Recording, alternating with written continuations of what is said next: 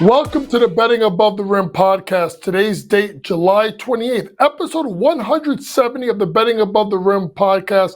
And let's get started with our tip-off topics with Billy Donovan, the longtime, I guess going to his sixth-year coach of the Chicago Bulls, has signed a contract extension to remain in Chicago. He's going into his sixth-year, 800 games coach in the NBA over his career. Billy Donovan, obviously known for winning back-to-back national championship with the Florida Gators. Remember, he was the coach of the Oklahoma City Thunder before this. And it's kind of interesting that he got an extension. This is a team that, let's be honest, if you look at Billy Donovan's track record over his 5 seasons of Chicago, he's never made it out of the first round. He's actually missed it 4 out of 5 years, missed the playoffs entirely. And if you look at the 1 year he made the playoffs at 21-22 with a 46-36 record, that's when Lonzo Ball got hurt. And once Lonzo got hurt, they really weren't the same, and they haven't been the same. They've shuffled out players. Obviously, Lonzo was just traded this offseason for Isaac Okoro. They traded DeMar DeRozan. They traded Zach LaVine. And there's already talk about Nikola Vucevic, if they can't find a trade partner, possibly him getting waived. So what does that mean? It means that this is about the long-term future of the Chicago Bulls. A team that's going to be based on what happens with Buzelis, what happens with Kobe White. What do they get out of Okoro? Can they develop him a little bit more? So a Chicago Bulls team that has officially gone full rebuild, which I told people they should have done a long time ago. They've finally done it. And now they have their coach. Billy Donovan signs a contract extension to stay in Chicago. Let's head to the W, where there's a ton of news and a ton of injuries. Let's start off with the big one that took place over the weekend, and that's Breanna Stewart went out about 3 minutes into the game versus the LA Sparks in a 101-99 loss by, I do believe, by the Liberty on a Rakea Jackson game winner. But the talk was Stewie and the fact that Stewie is injured. Now, the big story about this is that after got imaging done on her right leg, so she avoided significant injury after exiting that game. Now, she claims that she will be on the Liberty 4-game road trip, which does begin on Monday night, versus Paige Beckers and the Dallas Wings. But if you looked at the odds, depending on where you shop, the Liberty have moved about 40 to 50 cents in regards to as favorites in the WNBA to win the championship. Now, they're still a favorites over the Minnesota Lynx, but you're only talking about 5 to 10 cents when it's about 40 or so cents before the injury. So they have to get her going. They literally just got Jonquel Jones back. So that's going to probably be a step-up spot with Jonquel Jones, where you want to look at her to maybe get an uptick in her scoring. I remember Sabrina Ionescu was top 5 in the WNBA at 19.3 points per game. Breanna Stewart this year for the Liberty, not scoring as much as she's done the previous years, 18.3 points, shooting at 82.8% from the line. But the key with Stewie, a career low 20.6%. So Stewie, when she comes back, has got to be better. Look for the Liberty to try and bring her back in the stretch run and take their time. One player that's not going to be returning to the WNBA this season, and speaking of Liberty, is Kayla Thornton.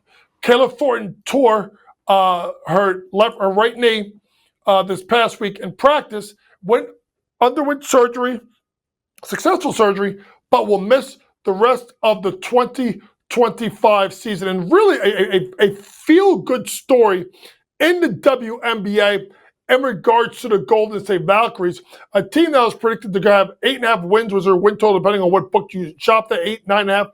They far surpassed that, but now there's been a struggle with the Valkyries as of late, and that is partially because of the loss of Kayla Thornton. The 9-year veteran out of Texas El Paso really came into her own this year. You got to remember, folks, Kayla Thornton's been in the league for 9 years. The last 2 years before this, she was a backup with the Liberty. This year, 14 points per game, career high. 83% from the foul line, 7 rebounds per game, career high. Now, people are going to look at some of the shooting splits, particularly shooting only 28.2% from 3, which is the lowest since 2019 with Dallas. But that's not the reason. It's the shot volume and the uptick in volume, and actually the leadership that a player like Kayla Thornton has given the Golden State Valkyries, a team now that's really locked into a playoff race to see if they can get one of those last two spots in the playoffs. What a job they've done. But obviously losing Kayla Thornton, their best player, is going to kind of hurt their chances of making a run at the playoffs when you kind of look at those 7-8 seeds, including teams like the Las Vegas Aces and the Indiana Fever.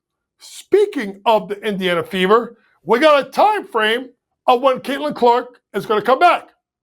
Actually, we did not get a time frame when Caitlin Clark is going to come back from her injury. Obviously, we saw that they confirmed that there was no additional damage, but the key is for her to get recovery and rehab to make sure her long-term health and well-being, and this is actually an official statement from the Indiana Fever. Here is what you need to know about this.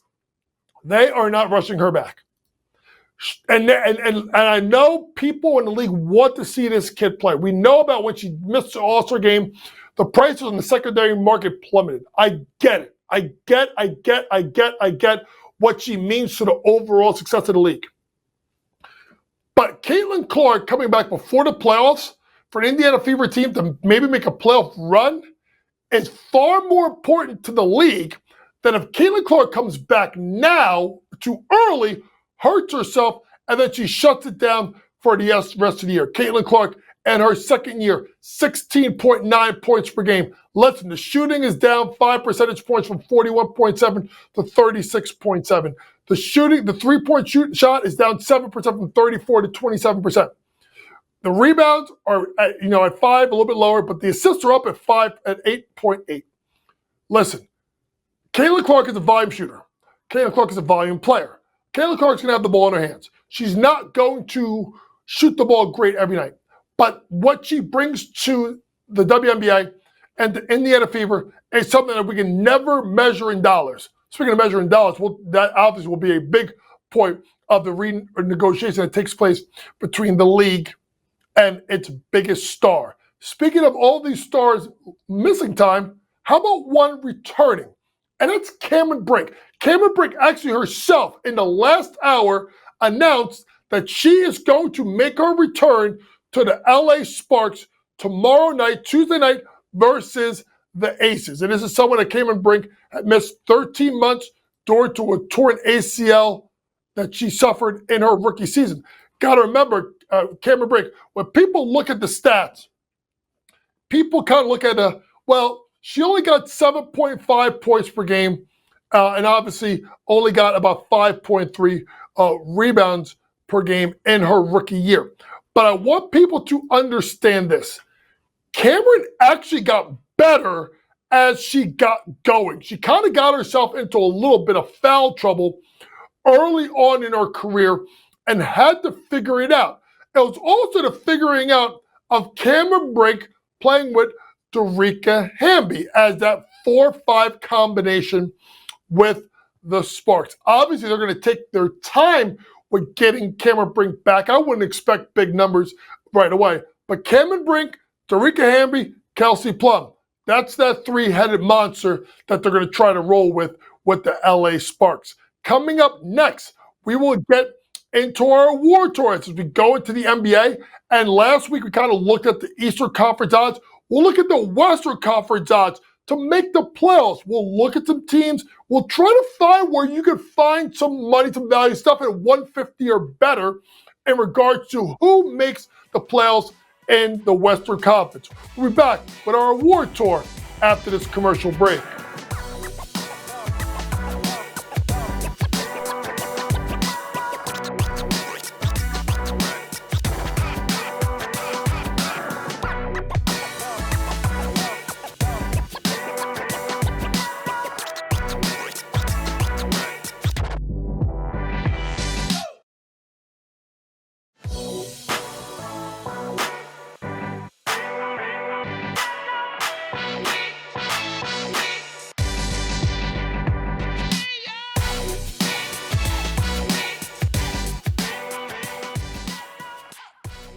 Welcome back to the Betting Above the Rim podcast, episode 170, and it's time to get into our award tour as we break down the future markets. After spending last episode talking about teams to make the Eastern Conference playoffs, it's natural that we will go to the West now. Now, I want people to understand this. I intentionally did not look at any odds. I wanted this to be blind, and I wanted this to come up as Matt pulls it up, and then I kind of give you my thoughts in real time. The Western Conference is going to be very, very competitive, folks. So let's go ahead and take a look in regards to odds to make the Western Conference. Dallas minus 102, yes. Denver minus 2,500, yes. Golden State minus 300. Houston, I'm not even talking about it. Clippers, I'm not even talking about it. Lakers, big number. Memphis, interesting, plus 128, yes. Minnesota, big number. New Orleans, big number the other way. Oklahoma City, why even going to bet yes or no? Don't even get me started. Phoenix, plus 640, yes. Portland, plus 520, yes. Interesting, Portland's got a better number than Phoenix. Tells you what to think about Phoenix. Sacramento, plus 350. Spurs, minus 158. And the Utah Jazz at 7,000 to 1. Oh, my Lord. All right, so let's bring that back up, and let me give you my initial thoughts of a team right off the bat that I think is going to be better than people expect. I don't know why I'm going this way, but I got a feeling about Memphis. No one's talking about them. They traded Desmond Bane. They gave Triple J the bag. This comes down to Ja. A Ja Morant that, like, let's be honest, folks, we haven't really talked about. You know, a Jalen Wells that got hurt last year, obviously going to lose Zach Edey for the entire 25-26 season. But you look at that coach, you know, and what they want to do. Can they make a run at the playoffs? When you kind of dig deep and you look at the division that they played in, obviously Memphis was 48-34, right? You kind of dig deeper and look at the divisional standings, right? Obviously, you look at where they slide into the Southwest Division. Houston, Memphis, Dallas, San Antonio, New Orleans. So we expect an uptick in San Antonio, right? Obviously, Houston's going to be there. It's Dallas. It's which one of those two? I'm going to take a chance of the plus money team at Memphis at 1 plus 128 to make the playoffs. So where else can we find ourselves some kind of value in regards to making the playoffs? Folks, I can't go there with the Warriors. And I know people can be like, oh, here we go. Coach is hating on them. Plus 210 to make the playoffs. Okay, people tell me what were the moves that the Warriors made this offseason. Now, I know they had Jimmy Butler for a full year and Jimmy's got paid. Tell me the moves that they made in the West that tells me that they're a top 6 team in the West. Let's go through it. Oklahoma City, better. Houston, better. Lakers, did y'all see that? Did y'all see that Men's Health magazine of Luka Doncic? Bro, I thought that was ChatGPT auto-generated AI that they put Luka Doncic because Luka looks shredded. So they're not better than Lakers. We talked about what we think Denver is going to be, obviously, with David Adelman as the coach and getting Cam Johnson and fortifying the bench. So no. We've talked about the Clippers. I think they're going to win the Pacific. No. Minnesota. No. So that's 6 off the bat. I think is better. Okay? I think San Antonio's going to take that jump. Right? So if you want to go minus 158 on San Antonio, I wouldn't mind it. But I think they make the jump. Right? So that's 7.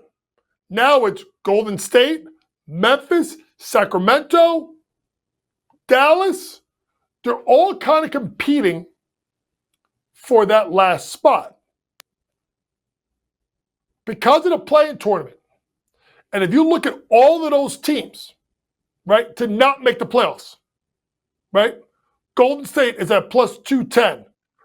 Sacramento is at minus 550, plus 350 to make the playoffs. I can't go there. I think they're going to be down. Memphis is minus 172 to make the playoffs, right? So when you start looking at all these, Dallas is basic even money, minus 130. So the team with the longest odds to not make the playoffs, that's within reason, is Golden State. Every year I keep waiting for it to drop. How much longer can Steph do it? Can Draymond bring in another year? Right? We don't know what's going to happen with Jonathan Kuminga. He hasn't signed yet. They're not in a rush to pay him. So if there's a team that you think may not make it, it's Golden State. I know that makes people go crazy. I want to jump back to San Antonio real quick. I think San Antonio is such an intriguing case because we're talking about a team that's 34-48 last year, and Greg Popovich is gone, and Mitch Johnson is a first-year head coach. Why do you believe in this team? If Victor Wembanyama plays 70 games, they're going to make the playoffs. Let's be honest. They're going to make the playoffs. So I wonder if you could parlay, because if Victor Wembanyama plays 70 games, they're going to make the playoffs. If Victor Wembanyama plays 70 games, he's going to win DPOY. DPOY is minus 170, minus 180, minus 200 based on the book. If you could parlay it and you're bullish on the Spurs like I am, how about Wemby to win DPOY and the Spurs to make the playoffs, and you can find yourself at plus money. Coming up next, we're going to go to the WNBA, and we're going to do an award tour with the news that Breanna Stewart is going to be out. It's moved the market. But I want to look at two things. A team I think that can make the semis, and a team that can make the finals. And we're not talking Liberty or Lynx. We'll be back after this commercial break.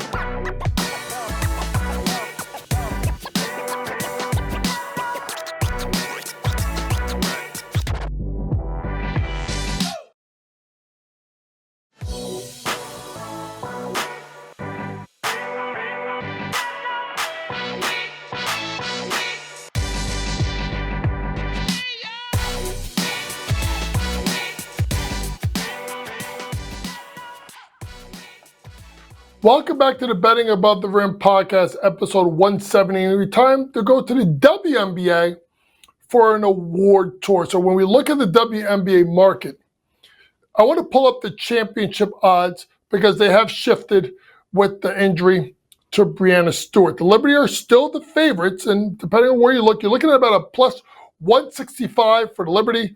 Lynx are 5 cents behind that. And then a big drop-off, 6-1 for the Phoenix Mercury. 10-1 to the Indiana Fever. A lot of that's going to be so we don't know, when we're going to get Caitlin Clark back. 17-1 for the Dream. 22-1 for the Vegas Aces. Imagine that. The Vegas Aces, a team that is perennial championship contenders at 22-1. Seattle at 22-1. Golden State Valkyries have fallen off the map after the injury to Kayla Thornton at 100-1. Sparks at 170-1. And then 210-1. For the Washington Mystics. So when you look at this, it's easy to just take the Liberty or the Lynx to win the championship, which I think you're looking at, to me, the Liberty if Stewie comes back healthy. So I want to kind of look at it a different way. Where can we find money without predicting the champion? Meaning, based on certain sports books, where can you find even or plus money to, let's say, make a run in the playoffs? Not make the playoffs, make a run. So how about this one? Atlanta Dream to make the semifinals at a plus 114. Now, I will say this has moved, particularly because of the win that they had versus the Minnesota Lynx. So why am I bullish on Atlanta? Number one, they're playing well without Ryan Howard, so they have to get Ryan Howard healthy. He's going to miss pretty much probably next week or two with her injury.